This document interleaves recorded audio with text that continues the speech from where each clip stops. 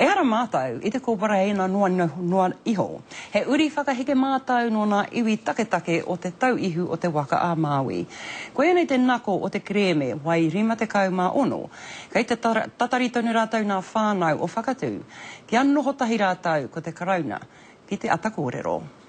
E whakapono ana ngā whānau o Wakatū, kua huri te tuara o te karauna, ki anātou tono kreme. He take, kai a mātou, e ai ki te reta, kua tohu, kua hainatia e te minita o Chris Finlayson I te pou, I pou tūterangi o tēnei tau,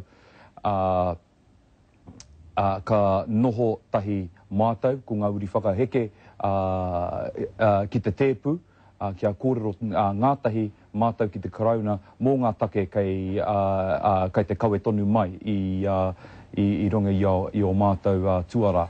He uri whakaheke ngā whānau o Wakatū no ngā iwi o Ngāti Kuata, Ngāti Rārua, Te Āti Awa me Ngāti Tama. Ko tētahi o ngā tino ngako o tā rātou take, ka haore te karauna I uhi tā rātou kōrero. Ka waiho te kau ōrau o ngā whenua o te tauihu o te waka ki ngā whānau o Wakatū. Te whakapono a te karauna kei te haere tonu ngā kōrero ki wainganui a rātou me Wakatū. Kia mātou he kōrero rukahu te minita kia mātou. Ko te whakaaro o te pāti Nahi Nara, kia mutu ai tēnei kaupapa mo te tauihu, hei te tauheke mai nei, hei te marama o Pautūterangi. I tēnei wā, kei te kawe e o rātou pake ki te take wai 50 māono ki ngā uri o Wakatū kei roto ngā hāpori o te motu.